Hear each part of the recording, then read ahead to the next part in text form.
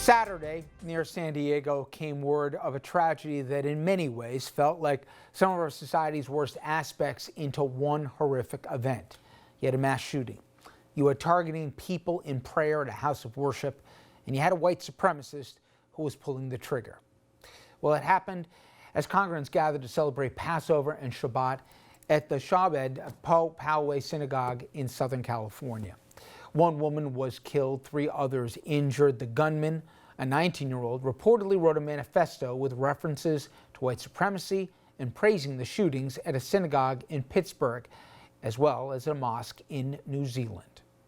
Now, the woman who was killed, 60-year-old Lori Gilbert-Kaye, apparently threw herself in front of a rabbi, possibly saving his life. Plus, the local newspaper is reporting that her husband, who is a doctor, was in the synagogue at the time and ran to give CPR and life-saving measures to the victim.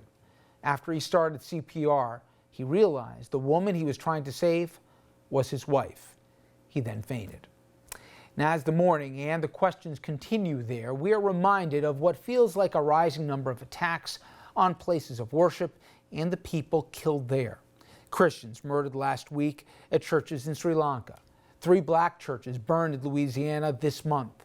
New Zealand last month.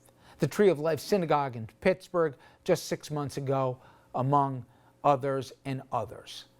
Late word foil terror attack as well, aimed at the Santa Monica Pier and the Port of Long Beach, as well as Huntington Beach in California. The FBI arresting an American veteran for plans to bomb the locations, apparently in retaliation for attacks at mosques in New Zealand.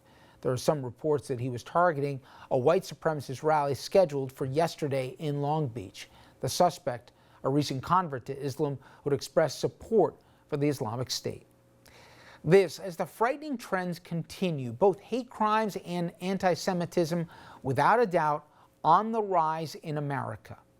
The FBI report late last year showed that there was a 23% spike in religion-based hate crimes and a 37% rise in anti-Semitic attacks across America.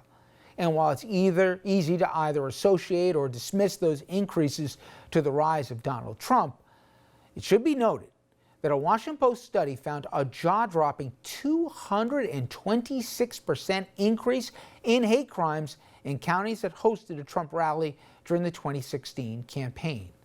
Now, allies of the president, they've tried to counter that correlation, with prominent conservatives, including Ted Cruz and Meghan McCain, blaming or referencing Minnesota Congresswoman Ilhan Omar as a contributor to the resurgence of anti-Semitism in America.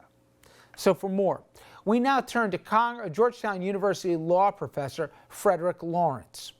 It should be noted that Professor Lawrence is the author of Punishing Hate: Biased Crimes Under American Law, and also was his testimony to Congress that played a key role in the drafting of the nation's current hate crime laws. Professor, I appreciate the time, albeit on such an unwelcome topic, but it's beginning to feel all too familiar. Let's first start off, because you were integral in making hate crimes a distinction with a difference when it comes to law.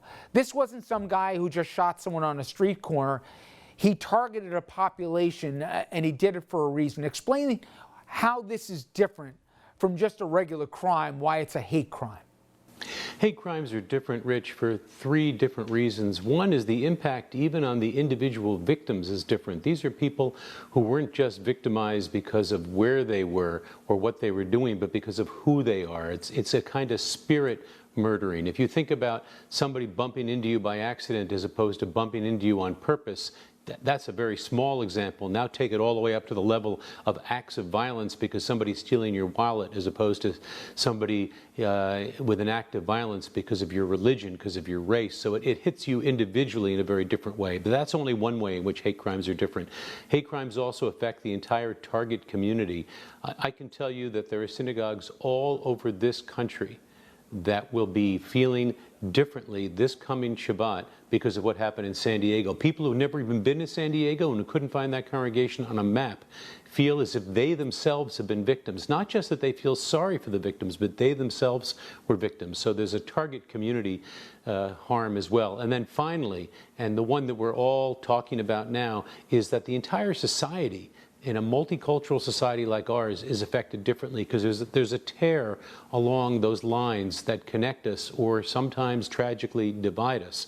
So a crime like this is not just a violation of the social contract that we ought to treat one another decently, but the very special social contract that knits together this very diverse society. Now, this is just my 2 cents, but this didn't happen in a vacuum. And while every person is responsible for their own actions they take, to me, what I have seen in Pittsburgh, what we've seen here, people feel validated when they do these things. That not just there's other people who feel this way, but after Charlottesville, I was shocked at the amount of loons out there who felt that they were speaking for them. And when they weren't condemned universally, somehow, some way, that sent a message that they weren't alone with these crazy thoughts. Is it unfair to say that this starts with the top? Oh, look, I think the fact is there is no neutral position on these crimes.